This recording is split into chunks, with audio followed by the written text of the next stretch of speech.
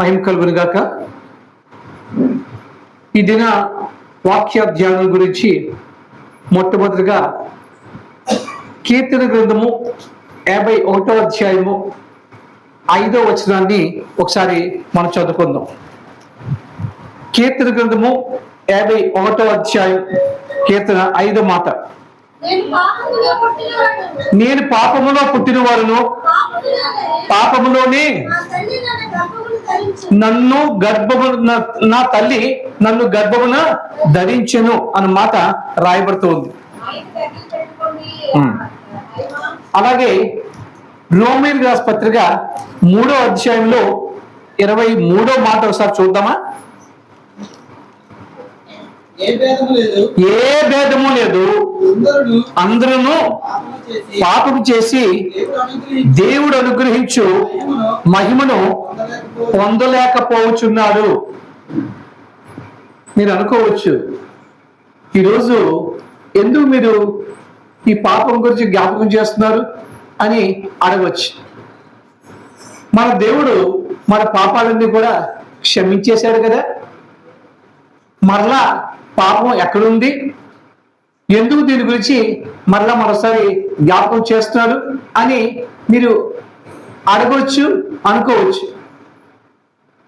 కానీ పాపము మనతోటి మన చుట్టూ ఉంటున్నదన్న విషయాన్ని మనం ఏనాడు కూడా మర్చిపోకూడదు. కారణం కీర్తనకారుడైన దావీదు ఈ యొక్క కీర్తనలో చెప్తున్నాడు. ఈ పాపం అనేది ఎక్కడి నుండి వచ్చింది అంటే, నా తల్లి నన్ను తన గర్భంలో కన్నప్పుడే వచ్చింది అని.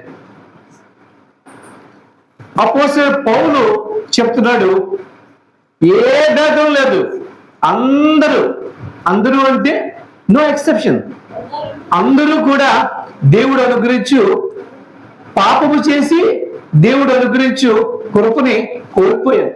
అంటే అందరూ కూడా పాపులు.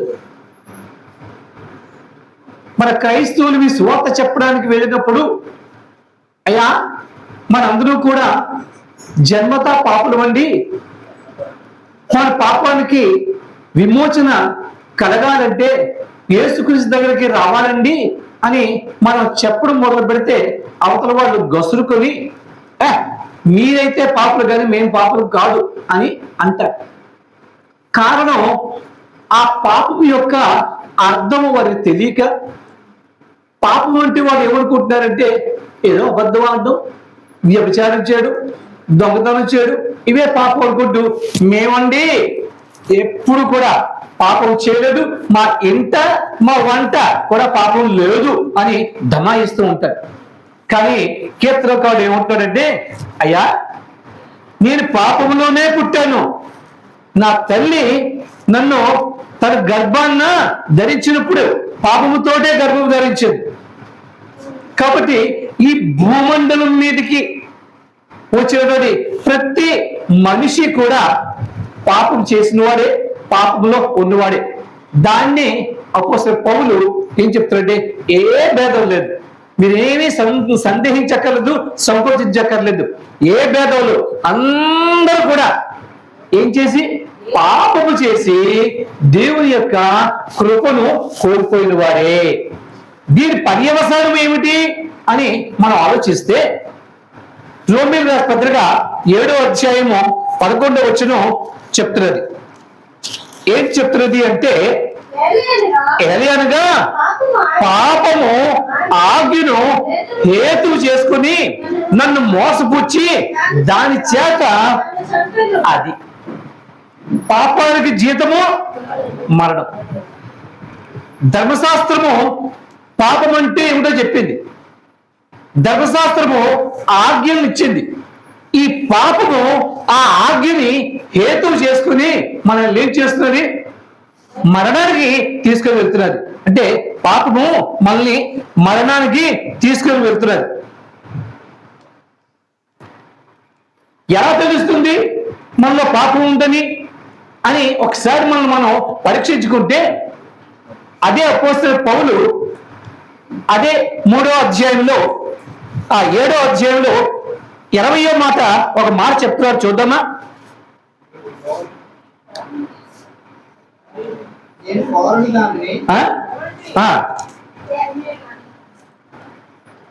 నేను కోరని దానిని చేసిన ఎడ్ల దానిని చేయునది నా యందు నివసించు పాపమే కానీ నేను కాదు. నేను ఏదైతే మంచి పని చేయాలి అని నాలో నేను నిర్ధారించుకొని చేయాలనుకున్నా నా శరీరము దాన్ని చెయ్యనివ్వట్లేదు. కాబట్టి నేను ఏది చేయాలనుకుంటున్నానో అది చేయకుండా నాకు అడ్డుపడి నా చేత మార్గాన్ని తప్పించి చేస్తున్నది నేను కాదు, నాలో ఉన్న. అంటే పాపము లేదు అని మనం చెప్పుకుంటే ఏమవుతుంది? మనం మోసం పుచ్చుకున్నట్టే. అంటే మనందరూ కూడా పాపములో ఉన్నాము, పాపముతో ఉన్నాం. అయితే మీరు అడగొచ్చు, అయితే ఎందుకంటే మేము బాప్తిజం తీసుకొని క్రీస్తు అంగీకరించి అని మీరు అడగొచ్చు. ఏనాడైతే క్రీస్తు నా పాపాలకి పరిహారంగా తన యొక్క రక్తాన్ని వెలగా చెల్లించి నన్ను పాప విముక్తుడు చేశారు అని మనం అంగీకరించామో ఆ నాటి వరకు ఉన్నటువంటి ప్రతి పాపాన్ని కూడా ఆయన తుడచి వేశారు. No doubt in it. ఆ రోజు మనల్ని ఎలా చేశారు? చంటి పిల్లల వలె, అంటే మనకి ఏ పాపము లేనటువంటి వాడిగా ఆయన చేశారు. చేసి ప్రత్యేకంగా పుణ్యాత్ములందరికీ, లేదంటే మోక్షం పొందిన వారందరికీ, పాపం లేని వారందరికీ ఒక జాగాని ప్రత్యేకించి అక్కడ కూర్చోబెట్టారా? లేదు, అక్కడ కూర్చోబెట్టలేదు. తీసుకొచ్చి మరలా పాపలోకంలోనే పెట్టారు. అంటే మన చుట్టూ పాపం ఉంటూనే ఉంది, మనము పాపలోకంలోనే ఉన్నాం. కాబట్టి ఈ పాపపు డాగు లేదంటే పాపపు ధూళి మనకి అంటుతూనే ఉంటుంది. దీని చుట్టూనే మనం తిరుగుతూ ఉంటాం. ఇది మనల్ని అంటుకోవడానికి, మనల్ని పట్టుకోవడానికి, మనల్ని కబలించడానికి అనేక రీతిల ప్రయత్నం చేస్తూ ఉంటుంది. కాబట్టి పాపము లేదు అనుకుంటే మనల్ని మనం మోసం చేసుకున్నట్టే. కాబట్టి దీని నుంచి ఉపశమనం ఎలా పొందాలి అనుకున్నప్పుడు రాజైన దావీదు 51వ కీర్తనలోనే 2వ మాటలో ఒక మాట చెబుతూ ఉన్నాడు. ఏమిటా మాట? నా దోషము పోవునట్లు నన్ను బాగుగా కడుగుము, నా పాపం పోవునట్లు నన్ను పవిత్రపరచు. ఆయన వేడుకుంటున్నాడు, దేవా నా దోషం పోవునట్లు నన్ను బాగుగా కడుగు. పాపం కడుక్కుంటే పోతుంది, అంతేగా? నన్ను కడుగు, నా పాపం పోవునట్లు నన్ను పవిత్రపరచు. ఎలా పవిత్రపరచాలి? ఆ పవిత్రత ఎలా ఉండాలి అని అడుగుతుంటే ఆయన మళ్ళా 7వ మాటలో ఇంకో మాట చెప్తాడు. అది కడిగిన తర్వాత నేను ఎలా ఉండాలి అని ఆశ ఆయన చెప్తున్నారు. చూడండి, నేను పవిత్రుడవునట్లు హిస్సోపుతో నా పాపమును పరిహరించము. తర్వాత హిమము కంటిను నేను తెల్లగా ఉండినట్లు నీవు నన్ను కడుగుము. ఆయన వేడుకుంటున్నాడు, నేను నా పాపం నుంచి బయటపడిన తర్వాత, నేను ఆ పాపపు ఛాయ నుంచి బయటపడిన తర్వాత ఎలా ఉండాలి? తెల్లగా హిమము వలె ఉండాలని చెప్పి ఆయన ఆశిస్తున్నాడు. అందుకే ఈ రోజుల్లో చాలా మంది దానికి సాదృశ్యంగా తెల్ల బట్టలు వేసుకొని తిరుగుతున్నారు. తెల్ల బట్టలు వేసుకున్నంత మాత్రాన పోయినట్టేనా? అది బాహ్యానికే, కానీ అంతరంగంలో ఆ తెల్లదను, ఆ హిమము, ఆ ధవళము అది ఉండాలి. ఇది నో డౌట్ యేసుక్రీస్తు మనల్ని పాపం నుంచి తప్పించారు. అయినప్పటికీ ఆ పాపపు డాగులు మనకు అంటకుండా, మరలా మన పాపములో పడకుండా, ఆ పాపం మనల్ని మరణానికి ఏడ్చకుండా మనం కూడా కొన్ని పనులు చేయాలి. అంతేగా. తెల్లటి బట్టలు వేసుకుంటున్నారు, జాగ్రత్త వెళ్ళండి, మంచి మెరిసిపోతున్నది చక్కటి బట్టలు వేసుకున్న వాళ్ళు ఎంత జాగ్రత్తగా ఉండాలి. ఏ ధూళైనా ఏ మచ్చైనా దాని మీద పడితే ఎంత ఆక్వర్డ్గా ఉంటుంది, అవునా కాదు? దాన్ని కాపాడుకోవడం ఎంత కష్టం. కాపాడుకోవాలి అంతేగా. ఆ శుభ్రంగా ఉండాలంటే కాపాడుకోవాలి. తెల్ల బట్టలు మెరిసిపోయి మల్లెపూలని బట్టలు వేసుకొని మురికిలో వెళ్తే బాగుంటుందా? అదేమవుతుంది? ఆ మరకలు అన్ని అంటుకుంటే అది ఎలా తయారవుతుంది? మురికి గొడ్డవలే తయారవుతుంది. కాబట్టి ఆ తెల్లనైన ఆ బట్టని కాపాడుకోవాల్సింది ఎవరు? బట్ట కాపాడుకోదు. ఎవరు కాపాడుకోవాలి? మనం కాపాడుకోవాలి. అలాగే యేసు ప్రభు మన పాపాలని ఆయన పరిహరింపజేసి మనల్ని శుద్ధీకరించారు. తరువాత కార్యక్రమం ఎవరిది? కాపాడుకోవాల్సిన కార్యక్రమం ఎవరిది? మంది. మనం ఆ పాపములో పడకుండా, ఆ పాపము యొక్క ఆ దండన పొందకుండా మనం ఏం చేయాలంటే మనం కాపాడుకుంటూ ఉండాలి. అప్పుడే మనం పాపం మీద దాన్ని మనం విజయాన్ని సాధించగలుగుతాం. ఆ రీతిగా మనం చేయాలంటే మనం కొన్ని పనులు చేయాలి. ఎవరు చేయాలి? ఎవరు చేయాలి? గట్టి చెప్పండి. ఎవరు చేయాలి? మనము. చెప్పండి, పక్క వాళ్ళు చెప్పండి. మనమే చేయాలి. ఏమి చేయాలి? ఆ విషయాలు చూద్దాం. ఎందుకు అంటే జాగ్రత్త పడ్డానికి నేను చెప్తున్నాను. ఇంతవరకు అయిపోయిందేదో అయిపోయింది, ఓకే. ఇక నుండైనా మనం జాగ్రత్త పడదాం. కారణం ఆయన వచ్చేస్తున్నాడు. ఆయన వచ్చేస్తున్నాడు. కాబట్టి ఆయన రాకడలో మనం పరిశుద్ధంగా ఆయన ఎదుర్కోవడానికి సిద్ధపడి ఉండాలి, అవునాగా?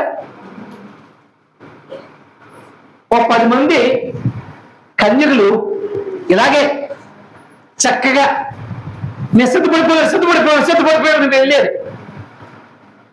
కరెక్ట్గా సిద్ధపడిన వాళ్ళు ఎంతమంది? మిగతా వాళ్ళకి బుద్ధి లేదా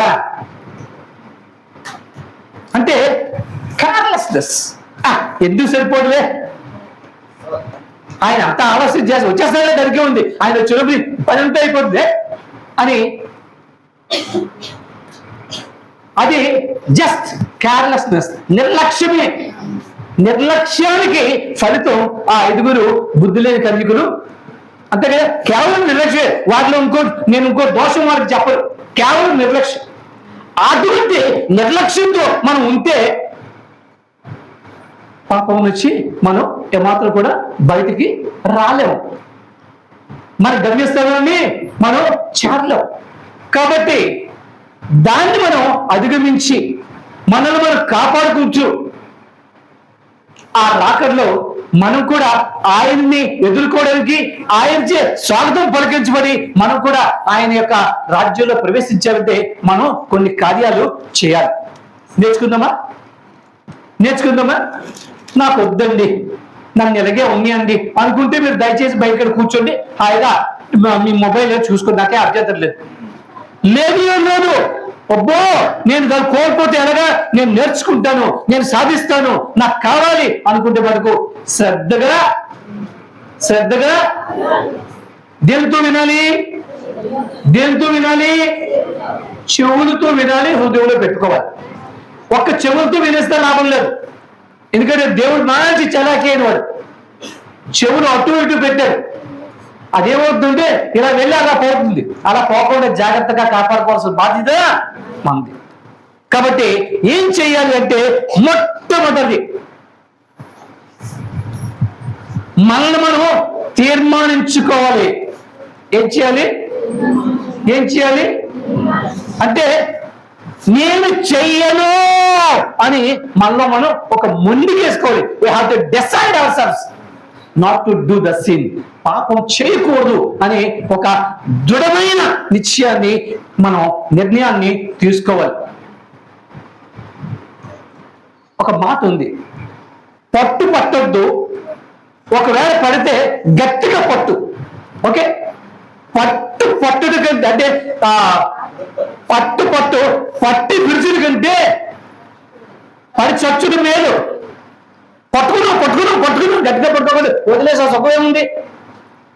అలాగే మరి నిర్ణయం కూడా ఒకసారి నిర్ణయం తీసుకుంటే ఆ నిర్ణయానికి మనం 100కి 200 పాళ్ళు కట్టుబడి ఉండాలి. అప్పుడే మన నిర్ణయానికి ఒక విలువ ఉంటుంది. నేను చేయను అనే ఒక నిర్ణయం తీసుకొని దృఢంగా ఉండాలి. సాధ్యమేనండి? సాధ్యమేనా? నేనన్నా అనకపోయినా బైబిల్ చెప్తుంది ఎస్. దానియేలు గ్రంథంలో 1వ అధ్యాయంలో 8-9 వచనాలు చూస్తే, దానియేలు గ్రంథంలో 1వ అధ్యాయంలో 8-9 వచనాలు చూస్తే దానియేలు అటువంటి నిర్ణయాన్ని తీసుకున్నాడు.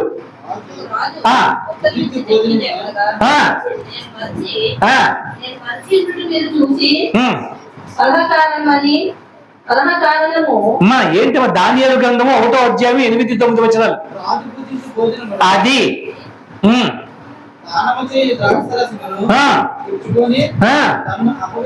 నన్ను నేను అపవిత్రపరచుకోను అని ఒక డిసైడ్ చేసుకున్నాడు. అర్థమైందా? కాబట్టి మన జీవితంలో కూడా ఏ రీతిగానైనా అపవిత్రత మన దగ్గరకు రాకుండా మనం ఏం చేయాలి? నిర్ణయం తీసుకోవాలి. ఈ నిర్ణయాలు తీసుకునే ముందు, లేదంటే మనం స్టెప్స్ వేసే ముందు మరొక విషయం ఉంది. ఏంటో తెలుసా? ఆశామేషిగా మనం చేసేస్తే కుదరదు.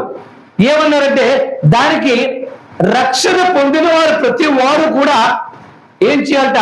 రక్షణ కవచాన్ని, లేదంటే ఆ యొక్క నీతి ఆయుధాలు అనే ఆ యొక్క వస్త్రాలని ధరించాలి. యుద్ధానికి వెళ్ళిన వాళ్ళు జేబులో చేయి పెట్టుకొని వెళ్దాం అని వెళ్తారా? ఎలా వెళ్తారు? ఫుల్ ప్రిపరేషన్ వెళ్తారు కదా, వెళ్తారా లేదు? అలాగే ఆత్మీయ యుద్ధంలో కూడా సర్వాంగ కవచముగా ధరించి శిరస్త్రాణము, డాలు, పట్టి, ఇంకా ఇలాంటి ఒక లిస్ట్ ఉంది. ఇవన్నీ కూడా ధరించి మనం సిద్ధపడి ఉండి, అది వేసుకుని మాత్రమే అయిపోదు. వేసుకున్న తర్వాత మనం చేయవలసిన పని ఏంటంటే మనం నిర్ణయం తీసుకోవాలి. అది ఉన్నా ఒక్కొక్కసారి పనిచేయవు, సరిగ్గా పనిచేయకపోవచ్చు. దావీదుకి సౌలు రాజు తన యొక్క కవచాలన్నీ తొడిగాడు, అవునా కాదా? తొడిగితే ఏమన్నాడు? ఇలా 4 అడుగులు వేశాడు. నాకొద్దు అన్నాడు, తీసిపోయినాడు. దీంతో నేను ఏ పని చేయలేను అని. కాబట్టి ఒక్కొక్కసారి ఆ యొక్క కవచాలు మనకి కన్వీనియంట్ గా ఉండకపోయినా అది ధరించి ఇంకా మనం చేయవలసిందంటే ఈ కార్యాలు చేయాలి. ఏమిటంటే మొట్టమొదటిది తీర్మానించుకోవాలి, మనం నిర్ణయం తీసుకోవాలి. నేను ఏమాత్రం కూడా అపవిత్ర పరచబడకూడదు. That's it. ఏ రూపానైనా మాట చేత గాని, చూపు చేత గాని, ప్రవర్తన చేత గాని, కార్యం చేత గాని, వినికిడి చేత గాని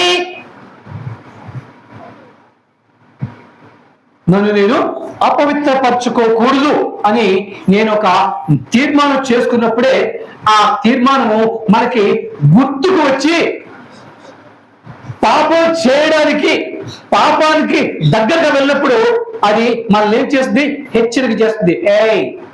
అలారం కొడుతుంది, జాగ్రత్త, నిర్ణయం తీసుకున్నామని. కాబట్టి మనం నిర్ణయం తీసుకోవాలి. చూడండి, మొదటి యోహాను పత్రిక 5వ అధ్యాయము 18వ వచనంలో ఒక మాట ఉంది. చూడండి, మొదటి యోహాను పత్రిక 5వ అధ్యాయము 18వ వచనం. దేవుని మూలముగా పుట్టినవాడు ఎవడునో పాపము చేయడని నేను ఎరుగుదును. దేవుని మూలముగా పుట్టినవాడు తను భద్రము చేసుకును, కనుక దుష్టుడు వారిని ముట్టడు.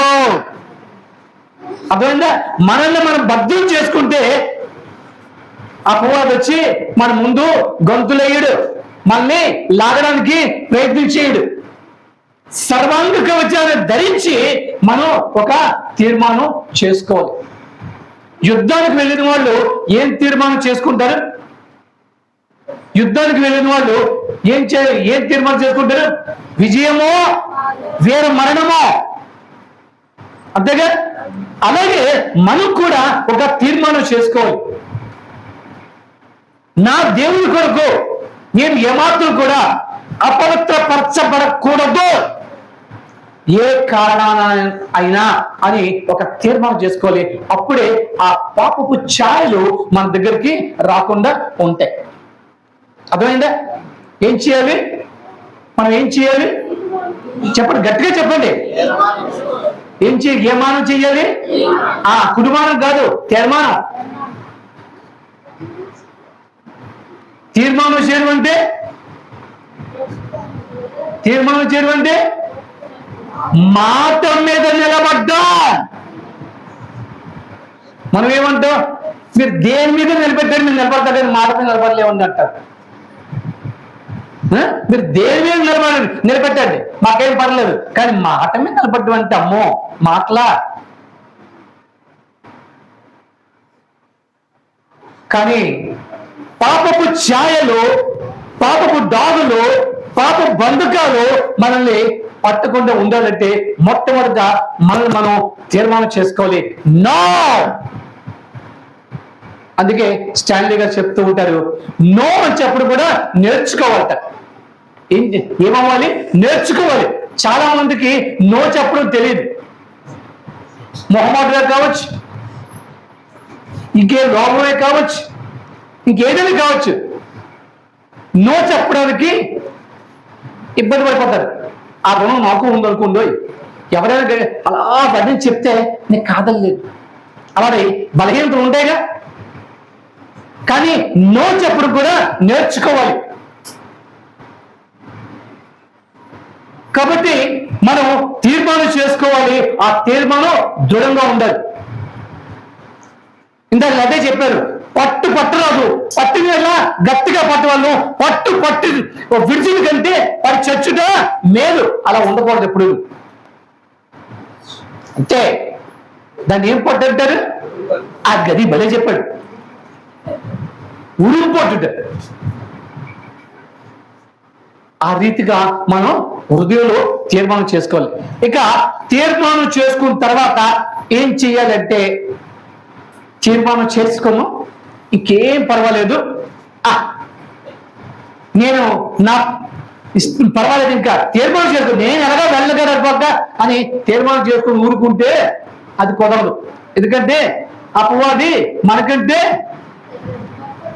బలమైన వాడు. అవునా కాదు? నిన్ను ఎలా పడగొట్టాలో బాగా తెలుసు. నీ బలం ఏమిటో, నీ బలహీనత ఏమిటో నీకంటే బాగా తెలుసు వాడికి. ఎవరికి? నీకంటే బాగా తెలుసు. నిన్ను ఎక్కడ పట్టుకోవాలి, ఎక్కడ వంచాలి, ఎక్కడ ఇరికించాలి బ్రహ్మాండం తెలుసు. కాబట్టి అప్పుడు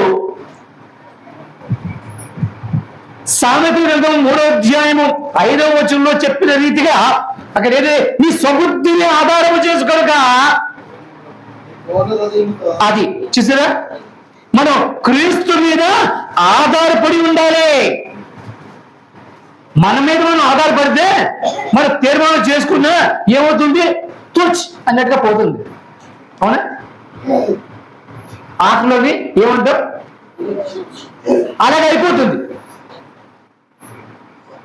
మనకి ఇంకొక మంచి అలవాటు ఉంది. తీర్మానం చేసుకున్నప్పటికీ కూడా సాకులు వెతికి పర్వాలేదులే అని సర్దుకుపోయే మనస్తత్వం కూడా ఉంటుంది మనకి. అవునా కాదు? దానివల్ల కూడా మనం చేసుకునే తీర్మానం వీగిపోతుంది. కాబట్టి మన మీద మన శక్తి మీద మనం ఆధారపడకూడదు, ఆయన మీద మనం ఆధారపడడం నేర్చుకోవాలి. మొదటిది we have to decide, second we have to depend. ఆయన మీద ఆధారపడాలి. ఎందుకంటే రాస్తూ ఉన్నాడు రోమీయుల పత్రిక 6వ అధ్యాయము 3 నుంచి 5 వచ్చిన ఒకసారి చూడమ్మా. రోమీయుల పత్రిక 6వ అధ్యాయంలో 3 నుంచి 5 వచనాలు. క్రీస్తు యేసులోనికి బాప్తిసం పొందిన మనమందరము ఆయన మరణములోనికి బాప్తిసం పొందుకొని మీరు ఎరుగరా? కాబట్టి తండ్రి మహిమ వలన క్రీస్తు మృతుల్లో నుండి ఎలాగూ లేపను, అలాగే మనమును నూతన జీవనం పొందిన వారమై నడుచుకున్నట్లు మనము బాప్తిసం వలన మరణములో పాలు పొందుకే ఆయనతో కూడా పాతి పెట్టబడతాయి. మరియు ఆయన మరణం యొక్క సాదృశ్యమునందు ఆయనతో ఐక్యము గలవారి అయిన ఎడల ఆయన పునరుద్ధానం యొక్క సాదృశ్యముందు ఆయనతో ఐక్యము గలవారమై ఉందము. ఎవరితో సమ్మతించాలి? నీ కొరకు ప్రాణం పెట్టి నిన్ను పాప ఊబిలోంచి బయటికి తీసి నీవు మరణించిన తిరిగి జన్మిస్తావు అని వాగ్దానం చేసిన ఆయన మీద మనం ఆధారపడాలి. ఎందుకంటే ఆయన తప్ప వేరెవరు కూడా మనల్ని రక్షించలేరు. ఆయన మాత్రమే ఆ పేరు కలిగిన వాడు. ఆయన ఏ పేరు? ఆయనకి ఏం పేరుంది? యేసు. యేసు అంటే రక్షించేవాడు, రక్షకుడు. కాబట్టి మన మీద మనం ఆధారపడితే మనం ఆయన మీద ఆధారపడాలి. ఆధారపడ్డప్పుడే అది జరుగుతుంది. ఎందుకు ఆధారపడాలి? మొదటి కొరింథీ రాసిన పత్రిక 1వ అధ్యాయము 31వ మాట ఒకసారి చూడమ్మా. అతిశయించువాడు ప్రభువునందే అతిశయపోను అని వ్రాయబడినది నెరవేరినట్లు దేవుని మూలముగా ఆయన మనకు జ్ఞానమును నీతియు పరిశుద్ధతయు విమోచనమును ఆయన తన నీతిని మనకిచ్చాడు, ఆయన పరిశుద్ధతని మనకిచ్చాడు, మనల్ని పాప బంధకాల నుంచి విమోచించాడు. కాబట్టి మనము ఆధారపడవలసింది కేవలము ఆయన మీదే. ఈ విషయాన్ని బాగా తెలుసుకొని కీర్తనకారుడు ఒక కీర్తన రాశాడు. కొండల తట్టు నా కన్నులు ఎత్తుచున్నాను, అక్కడ సహాయం ఎక్కడి నుండి వచ్చును? ఎక్కడి నుండి వస్తుందమ్మా? భూమి ఆకాశం నుంచి వచ్చిన ఆయన దగ్గర నుంచే. కాబట్టి సహాయం చేసేవాడి మీద మనం ఆధారపడాలి. మన మీద మనం ఆధారపడితే పడిపోయే ప్రమాదం ఉంది. కాబట్టి ఈ పాపపు అంచుల్లో పడకుండా, పాపపు కోరల్లో చిక్కకుండా, పాపపు యొక్క ఊపిలోకి మనం జారిపోకుండా ఉండాలంటే మొట్టమొదటిగా మనం తీర్మానం చేసుకోవాలి. నో, ఏ పరిస్థితుల్లో కూడా నన్ను నేను అపవిత్రపరచుకోను అని నిర్ణయం తీసుకోవాలి. రెండోది, నిర్ణయం తీసుకుంటే చాలదు, తీసుకుని మనం ఆయన మీద మనం ఆధారపడాలి. ఎందుకంటే ఆయన నా కొండ, ఆయన నా కోట, ఆయన నా ఆశ్రయము, ఆయన నా దుర్గము అని నోటితో పలకడం కాదు, కార్యరూపంలో మనం చేయాలి. ఆయన మీద మాత్రమే మనం ఆధారపడి ఉండాలి. రోమీయుల పత్రిక ఇందాక చూసామే 8వ అధ్యాయంలోని 10-12 వచ్చిన ఒకసారి చూడమ్మా.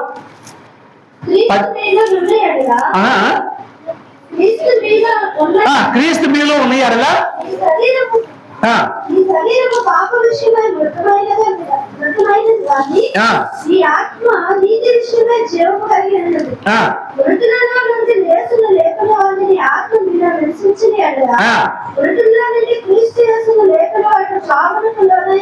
మీ శరీరమును కూడా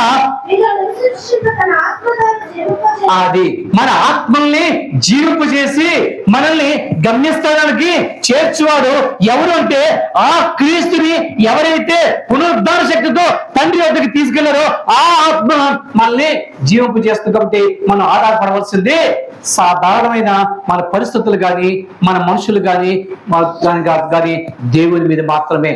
కొందరు బైబిల్లో ఉంది, కొందరు గుర్రములను బట్టి, కొందరు రథములను బట్టి అతిశయిస్తారు. కానీ మనం అతిశయం నా దేవుడు పునరుద్ధానుడైన దేవుడు, నా దేవుడు మరణము గెలిచిన దేవుడు, నా దేవుడు నన్ను పరలోకానికి తీసుకెళ్ళడానికి సమర్థుడైన దేవుడు అని ఆయన మీద మనం ఆధారపడినప్పుడు మనం ఆ గమ్యస్థానం చేరుకోగలం. పాపపు కోరలు వచ్చి ఈ అపవాది యొక్క మన ఆ యొక్క సోదరు నుంచి మనం తట్టుకోవడానికి నిలబడడానికి అవకాశం ఉంటుంది. మొదటిది ఏం చేయాలమ్మా మనం? రెండోది ఏం చేయాలి? ఆయన మీద ఆధారపడాలి. తీర్మానం చేసుకొని కూర్చుంటే అదొక్కటి చాలు, మనం ఆయన మీద ఆధారపడాలి. ఇక ఎస్, వెరీ గుడ్, తీర్మానం చేసేసుకోను, ఆయన మీద ఆధారపడిపోతున్నాం, జీవితం కొనసాగిపోతున్నది. ఇంకా తర్వాత ఏం చేయాలంటే అదొక్కటే చాలదట. ఇంకోటి ఏం చేయాలట? మనం ప్రతిసారి కూడా అపవాది మన దగ్గరికి వచ్చేసరికి కదా మనం ప్రకటిస్తూ ఉండాలి. దేన్ని ప్రకటిస్తూ ఉండాలి? నా దేవుడు నాకు కవచాన్ని ఇచ్చాడు, నువ్వు నా ముందు కుప్పుగద్దలేదు అని మనం ఎప్పటికప్పుడు చెబుతూ ఉండాలి, ప్రకటిస్తూ ఉండాలి.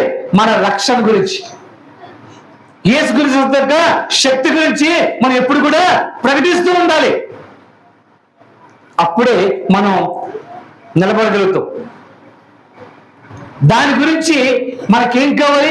అపవాదుతో మన ధైర్యంగా అపవాదు మీద నిలబడడానికి ఏం కావాలి? ఇది కావాలి. ఏది కావాలి? ఇది కావాలి. ఇది ఎక్కడ ఉండాలి?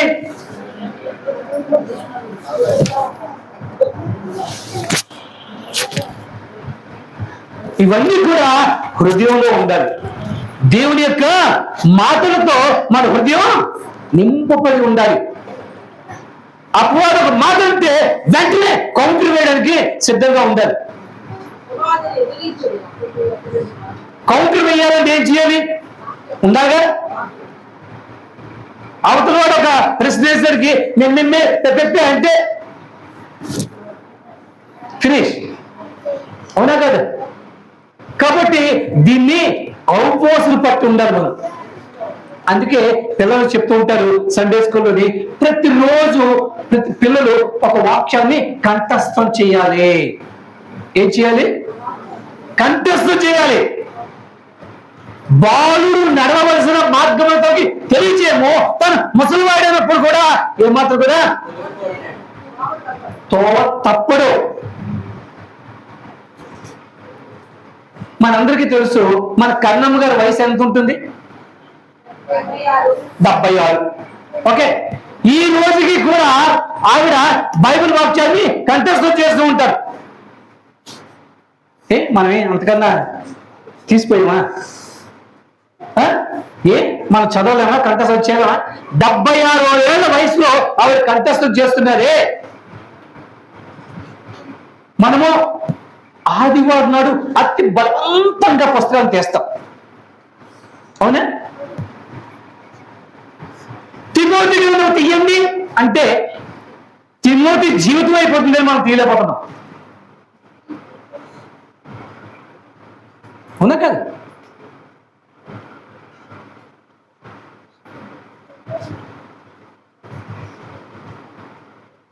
బైబిల్ ఆదివారం నాడే బూజు దులుపుతున్నాం.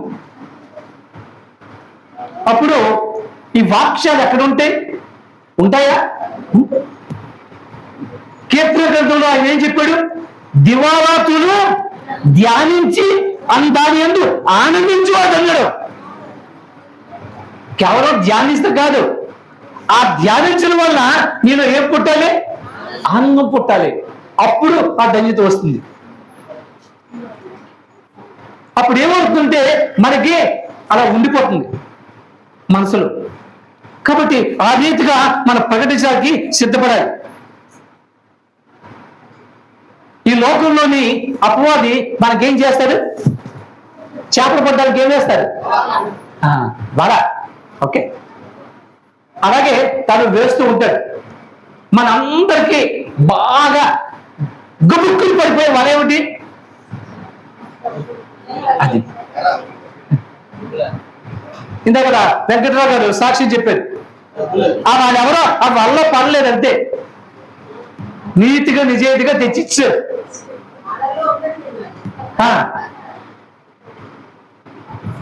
మనలో ఏంటి అలాగైందనుకో, నేనే దొంగతనం చేశాను ఏమిటి, నేను చేయలేదు కదా, దేవుడే నాకు ఇచ్చాడు ఆకాశం నుంచి అని చెప్పి తీసి మరి జేబు వేసుకుని, అవునా? ఇది ఏంటి ఆశ. అందులో 10 రూపాయలు ఉందా 1000 రూపాయలు ఉందా మనకు అనవసరం. డబ్బులు దొరికాయి. ఏం దొరికాయి? డబ్బులు దొరికాయి. ధనార్జ.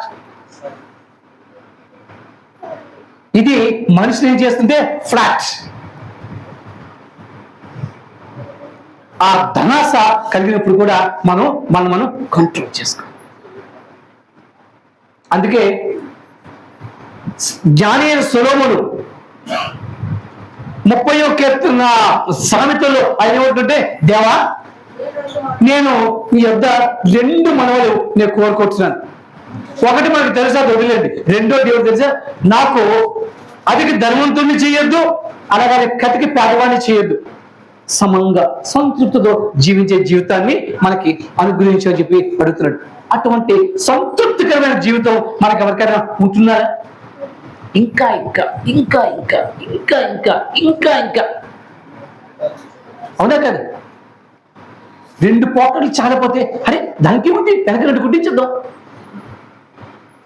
నింపుకోవడానికి అనే భావన మంది అన్నారు.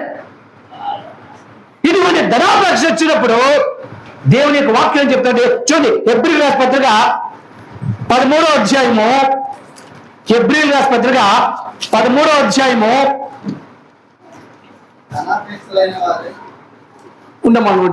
ఉండు. హెబ్రీయుల రాసిన పత్రిక 13వ అధ్యాయం 6వ వచనం తర్వాత 5వ వచనం చదువుతాం.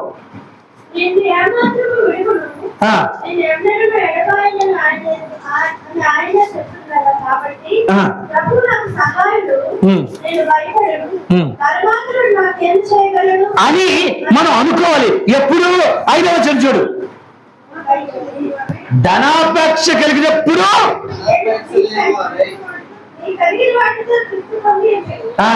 అప్పుడు మనం చెప్పాలి, నాకు ఇవన్నీ అక్కర్లే, నా దేవుడు నాకు తోడే ఉన్నాడు, నా అవసరాలు తీర్చేవాడు ఆయన ఉన్నాడు, నాకు వాగ్దానం చేశాడు, నాకు ఎడబాయడు, నన్ను విడవడు, నాకు కావాల్సినవి కూడా అనుగ్రహిస్తాడు అని చెప్పగలిగే. అందుకే నేను ముందు 6 చదివి తర్వాత 5 చదవమన్నాను. అర్థమైంది? ఈ రీతిగా మనం ఏం చేయాలంటే, మనం ధనాసకు ఈ సోదర పడినప్పుడు మనం దాన్ని ప్రకటించడానికి సిద్ధంగా మనసులో స్థిరపరచుకోవాలి. ఎవరు చెప్పక్కర్లే, నీ మనసుకు నువ్వు చెప్పుకో, నా దేవుడు నాకు కావాల్సింది కూడా సమకూరుస్తాడు, నాకు అక్కర్లేదు. కానీ ధనాస మనల్ని ఏం చేస్తుంది, ఆ మోహంలోని పడేసి మనల్ని ఏ పని చేయించేవరకైనా ముందుకు తీసుకెళ్ళిపోతుంది. అవన్నీ కూడా పాపమేగా. పాపానికి మొట్టమొదటిగా ఇది ధనమే. ధనమేర అన్నిటికీ పాట ఉందిగా. కాబట్టి వాటి విషయంలో మనం అటువంటి మోహం వచ్చినప్పుడు, ఆశ వచ్చినప్పుడు మనం చెప్పాలి, నా దేవుడు నన్ను పోషిస్తా అన్నాడు. ఆకాశ పక్షులు చూడండి, అవి విత్తవు కోయవు, గరిసెల్లో కూర్చుకో, అయినప్పుడు కూడా వాటిని పోషించే దేవుడు నన్ను పోషించుడా.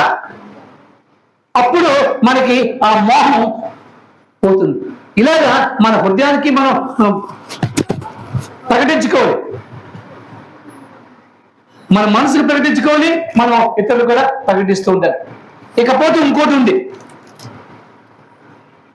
యేసు ప్రభువు కూడా సోదరులు వచ్చాయి, అవునా కాదు?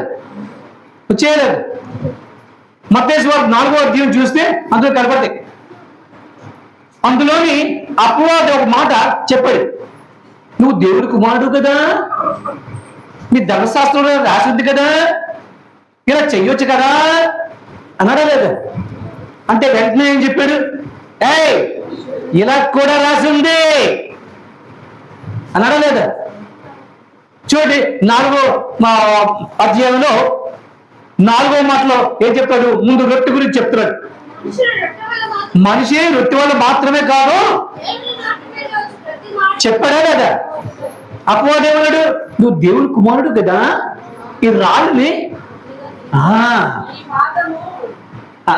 రాళ్ళని రొట్టెలుగా చేసుకో, ఆకలితో ఎందుకు చచ్చిపోతావు, తినో, నీకు శక్తి ఉంది కదా. శోధించాడా లేదా? 7వ వచనంలోని ఇంకో శోధన, అదే 4:7 శోధన.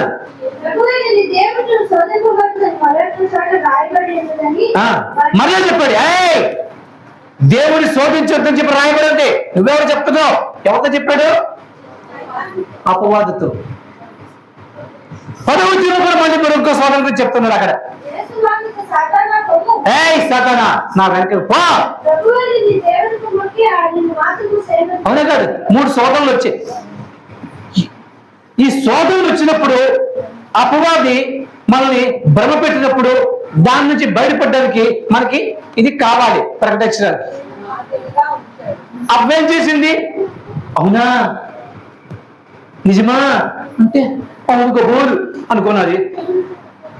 వెళ్ళి ఆ పండుని తిని మన నెత్తి మీదకి కొబ్బరి తెచ్చింది. అవునా కాదు? కాబట్టి ఈ యొక్క దేవుని యొక్క వాక్యాన్ని మనం అవకాశం బట్టి అవసరమైన చోట ధైర్యంతో చెప్పగలిగేటట్టు ఉండాలి. అందుకే ఫస్ట్ ఏం చేయాలి? Decide, depend, declare. ముందు తీర్మానం చేసుకోవాలి, తర్వాత ఆధారపడాలి, మూడోది ధైర్యంగా అపవాదికి చెప్పగలగాలి. ఎవరితో చెప్పినా చెప్పకపోయినా అపవాదితో చెప్పాలి. ఏమండి అపవాది నాకు ఇప్పుడు కనపడలేదండి, ఎలా ఉంటాడండి అని మీరు అడగవచ్చు. మీ పక్కన మీ ఫ్రెండ్ లాగే ఉంటాడు. ఎలా ఉంటాడు? చెరపకురా చెడవు అనే ఒక మాట ఉంది తెలుసా? ఎవరినైనా చెరిపితే చెడిపోతారు, అంతే కదా? అంటే చెరిపేవాడు ఇక్కడ ఎవరు? నా పక్కన ఉన్నాడే. అపవాది ఎక్కడో ఉండడు. అననీయ సఫీరా అని 2 విషయం తెలుసా మీకు? ఆ 2లో ఎవరు సాతాను, అపవాది ఎవరు? 2లో ఒకరు. ఏమనుకున్నారు? మనం అందిస్తాం కదా ఈ డబ్బులు, వాళ్ళకి ఏం తెలుస్తుంది, కొంచెం దాచుకుందాం, మళ్ళీ ఇంతేనండి వచ్చింది అని చెప్దాం. అదే చూసారా చచ్చారా అనుకునేది లేదు. ఎవరికి మోసం చేశారు? పేతురేమన్నాడు? ఏమ్మా పరిశుద్ధాత్మకి మీరు మోసం చేస్తారా? దేవుడు కళ్ళు కప్పగలరా అన్నట్లేదు. కాబట్టి వీటన్నిటిని కూడా ప్రకటించడానికి మనకేముండాలి? దేవుని యొక్క వాక్యం ధారాళంగా మనలో ఉండాలి. అది నింపబడినప్పుడు అవసరాన్ని బట్టి పరిశుద్ధాత్మ దేవుడు సమయాన్ని బట్టి మనకి అందిస్తూ ఉంటాడు. ఇంకో మాట కూడా ఉంది. యేసుప్రభువు చెప్తున్నాడు, మిమ్మల్ని ఎవరైనా జైలుకి తీసుకెళ్ళినప్పుడు కానీ, ఇబ్బందులు పెట్టినప్పుడు కానీ, చేసినప్పుడు కానీ మీరు ఏం మాట్లాడాలో, ఎలా మాట్లాడాలో మీరు తెలియకపో అంటే మీకు జ్ఞాపకం లేదు, మీరు బాధపడద్దు. ఆ సమయంలో పరిశుద్ధాత్మ దేవుడు మీకు ఏం మాట్లాడాలో మీకు తెలియజేస్తాడు. బ్యాంకులోని మన అకౌంట్ లో డబ్బులుంటే మన ఏటీఎం పెడితే మన డబ్బులు వస్తాయి. అవునా కదా? అవునా కదా? ఏటీఎం ఉంది నా దగ్గర, వెలిడిటీ ఉంది, టైం ఉంది, డబ్బులు చూస్తే లేవు. ఎన్నిసార్లు పెట్టి పీకితే వస్తాయా? ఎందుకు? అందులో బ్యాంకులో డబ్బులు ఉన్నాయి, నీ అకౌంట్ లో లేవు. బైబిల్లో వాక్యాలు ఉన్నాయి, నీ హృదయంలో లేవు. పరిశుద్ధాత్ముడు ఏం తీస్తాడు? ఏటీఎం కార్డు లాగా తీయగలడా? కాబట్టి వాక్యాన్ని ఎప్పుడు కూడా అవకాశం పట్టి దాన్ని ఎప్పుడు ధ్యానం చేస్తూ మనం నింపుదలగా ఉంచుకున్నప్పుడే మనం ధైర్యంగా ఉండగలుగుతాం. ఎలా ఉండగలుగుతాం? ధైర్యంగా. ఎవరితోడైనా మాట్లాడడానికైనా పోరాడడానికైనా మనం సిద్ధంగా ఉండగలుగుతాం. అందుకే మొట్టమొదటిది మనం తీర్మానించుకోవాలి, నేను ఏ పరిస్థితులైనా నేను అపవిత్రతకి స్థానము ఇవ్వను అని తీర్మానించుకోవాలి. తీర్మానించుకున్న తర్వాత నీ శక్తి మీద ఆధారపడితే డబ్బు పడిపోతావు. కాబట్టి నువ్వు ఆయన మీద ఆధారపడాలి. ఇక మూడోది, ఆయన మాటలు నీ హృదయంలో నింపుకొని అవసరమైన చోట ప్రకటించడానికి సిద్ధపడి మనం ఉండాలి. ఉన్నప్పుడే మనం వీటిని జయించగలుగుతాం.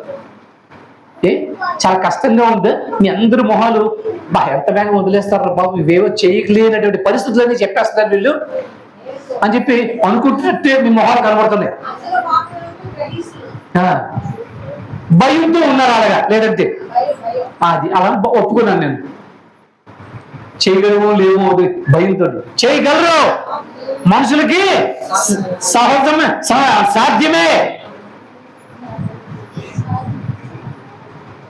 ఇక వద్దులే ఎక్కువ చెప్పను. చివరిగా ఒక మాట మరొకటి. నేను ఇప్పుడు ఎన్ని చెప్పాను? ఏంటంటే చెప్పాను? మొదటిది, రెండోది, మూడోది, ఇక నాలుగోది ఇదే చివరి తర్కం బాగా చెప్పదు. ఆ పరిస్థితులకు పాల్పడ్డే, అంతే కదా. పాపపు ఎక్కడైతే ఆ స్థితి, ఆ పాప పరిస్థితులు ఉంటాయో అక్కడ కూర్చొని కబురు చూడొద్దు, అక్కడి పారిపోద్దు. కీర్తనకారుడు 1వ కీర్తనలో ఏమన్నాడు? అదే చెప్తున్నారు అందరూ, కంఠస్థం వచ్చింది. చెప్పండి. దుష్టుల ఆలోచన నడవక, పాపుల మార్గాన నిలవక, అపహాసకులు కూర్చుంటే చోటున పారిపోండి అంటున్నాడు. అక్కడ ఏం చేయాలి? పారిపోవాలి. అటువంటి స్థితి వచ్చినప్పుడు చిక్కుపోతామేమో అని భయంతో మనం ఆ పరిస్థితి నుంచి పారిపోవాలి.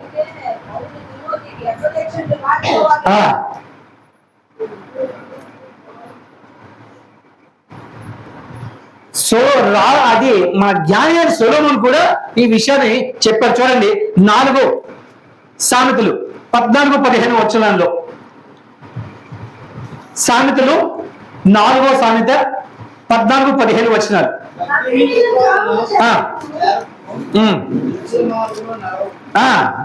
అంతేగానే చెప్పి మన కీర్తనకారుడు చెప్పింది వాడి కొడుకు చెప్పాడు మళ్ళీ అక్కడ. అవునా కాదు? వాళ్ళు ఔపోసలు పెట్టి చెప్తున్నారు.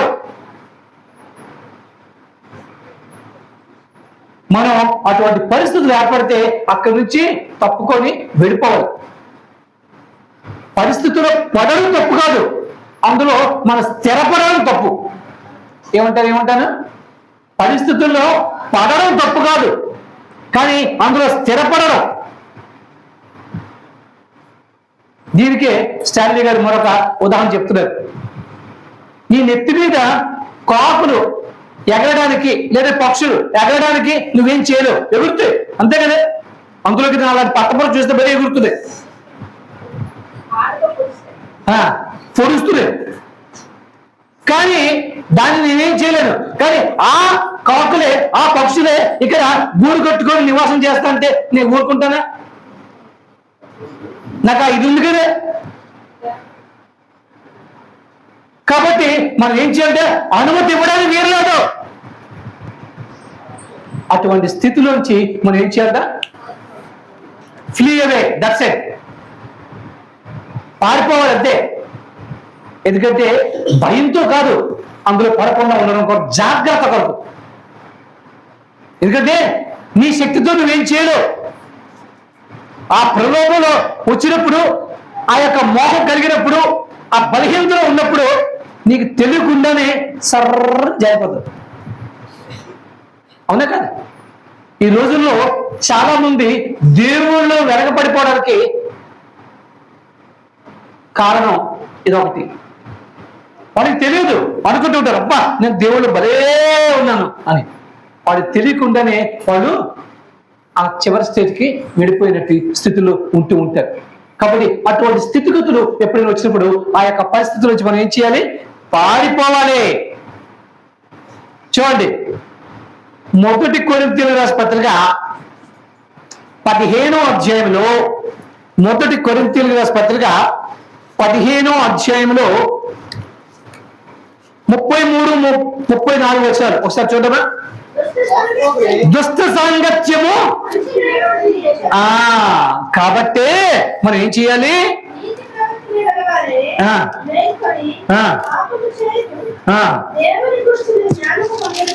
లేదు కాదు, దేవుని జ్ఞానం కొంతమందికి లేక వాడు పడిపోతారేమో. దుష్ట సాంగత్యము మంచి నడవడిని చెడుకును. కాబట్టి అటువంటి స్థితి నుంచి నువ్వేమవ్వాలి? పారిపోవాలి. పారిపోయినప్పుడే మనల్ని కాపాడుకోగలుగుతాం. మొదటిది మధ్యలో చెప్పండి. ఏం చేయాలి? మొదటిది తీర్మానం అంటే బహుమానం కాదని మీకు మీరుగా చేయవలసింది. రెండోది మీరు ఎవరి మీద ఆధారపడుతున్నారు? నిజమేనా? ఏదో మీ మొహం చూస్తుంటే అబద్ధ వార్తలు కనిపిస్తుంది. ఇక మూడోది ప్రకటించాలి. ఆక్షి ఉంటే కదండి ప్రకటిస్తూ ఉంటుంది. కాబట్టి నేర్చుకోండి, అవసరం ఇచ్చేట ప్రకటించండి, బలం పొందండి. ఇక ఇవేమీ లేకపోతే చివరిది అదే. అటువంటి స్థితి వస్తే కాళ్ళకు బుద్ధి చెప్పండి. అక్కడికి వెళ్ళి వెనక్కి చూడద్దు. అమ్మగారు లోతు గారు భార్య ఏం చేశారు? అబ్బో అబ్బో అబ్బో ఏమైపోయింది? అంతే, ఆడు ముందుకెళ్ళిపోయింది. మనం కూడా అలాగే ఉండిపోతాం. కాబట్టి జాగ్రత్త సుమా. కారణం మనం పాపంలోనే పుట్టాం. ఇదేదో కొత్తగా కొని తెచ్చుకుంది కాదు. మా అమ్మ తన గర్భంలో నన్ను పాపంలో ఉన్నప్పుడే కన్నది. నేను అంటలేదు, కేంద్రంలో అంటున్నాడు. మీరు నన్ను పొరపాటుని తప్పుగా అర్థం చేసుకుంటారేమో.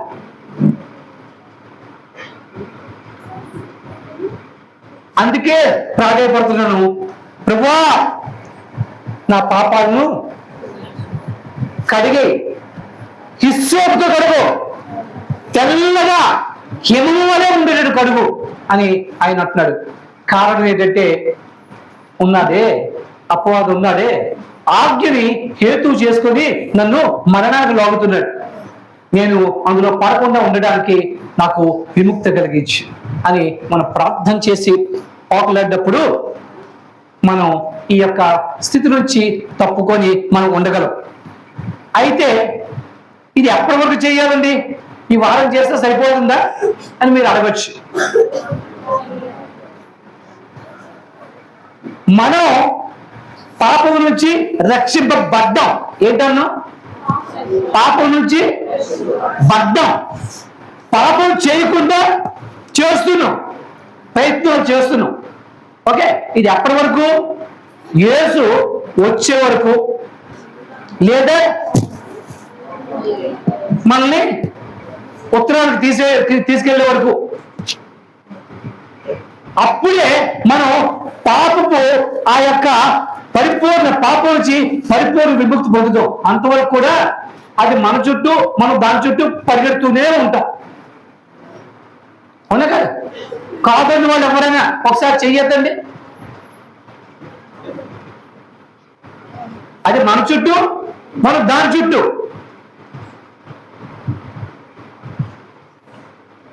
మీ అందరికి గుర్తుంది కదా, ఈ ఏడాది అంటే మన హైమ చిన్న అంటే వదిలేసింది. ఇంత ముందు ఏం చేసింది?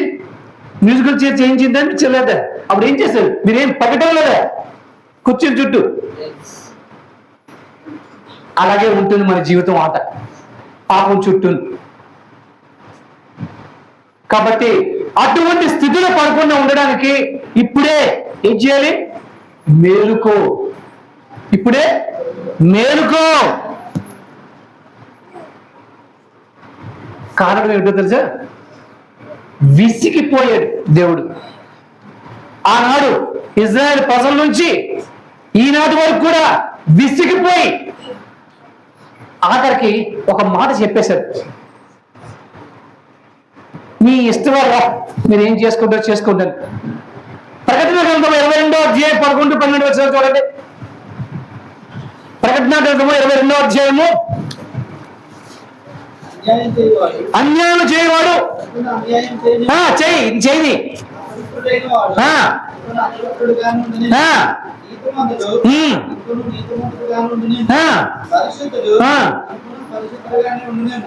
తర్వాత ఏమవుతున్నాడు, ఇదిగో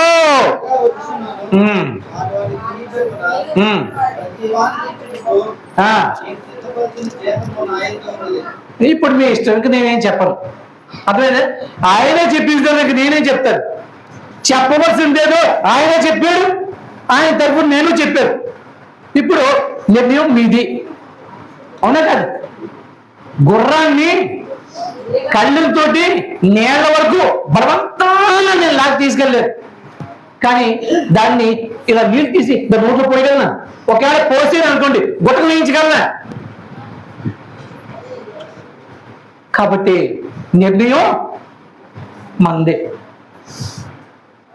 ఈ పాపపు ఛాయలకి దొరకకుండా మనం కాపాడుకుంటూ ఉండాలని చెప్పి దేవుడు ఆశిస్తూ ఉన్నాడు.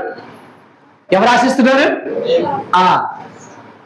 దేవుని ఆశని నెరవేర్చడం మన కర్తవ్యం. కారణం ఆయన రక్తం నుంచి మనం కొరకబడ్డాం కాబట్టి. ఈరోజు మనందరూ కూడా లేచి నిలబడదామా? ఏంటి ఈ దేవుడు నేను ఏం చెప్తున్నాను?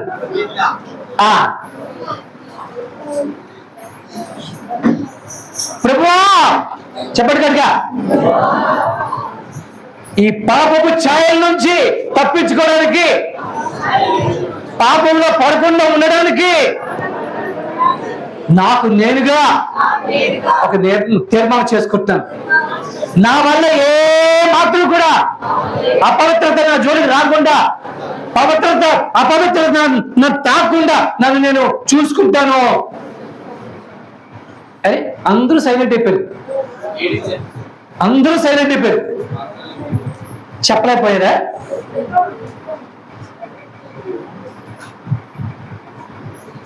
ఇష్టం నేనేం చెప్పగలను. మొదట ఏం చేయాలి? అందులో మీరు దిగిపోతే ఇది నేనేం చేస్తాను? ఏ అపవిత్రత నా జోలికి రాకుండా నన్ను నేను కాపాడుకుంటాను అని డిసైడ్ చేసుకోవాలి. ఓకే, రెండోది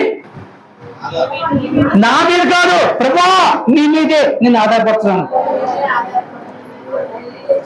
నా కొండ కోట నీవే, నా ఆశ్రయ దుర్గము నీవే, నీవు తప్ప నాకు వేరే లేదు అని ఆయన మీద ఆధారపడతాను.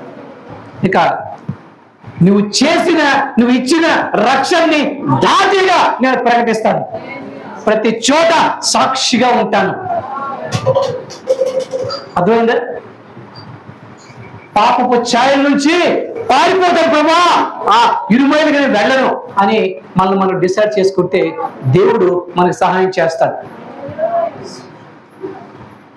దేవుడి మాటల్ని దీవించి మనందరి వినికిడిలో మనల్ని ఆశీర్వదించి ఆ పాపపు డాగులు, ఆ పాపపు ఛాయల్లోంచి మనల్ని తప్పించి నడిపించునుగాక. ఈ విషయాన్ని బట్టి యథావిధిగా భలే ఉత్సవం, చాలా సంతోషం.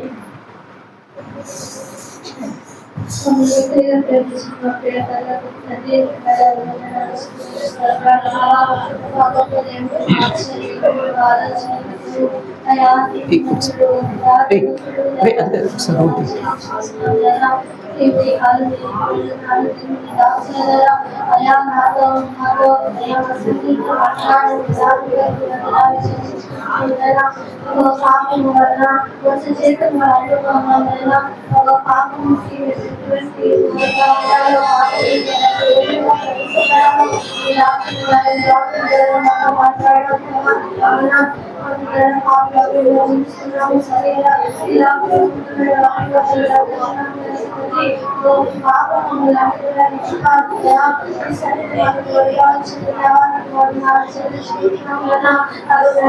ఏం చేయాలని చేయలేకపోతున్నాను, ఏం చేయకూడదు అని చేయమని చేస్తున్నాను.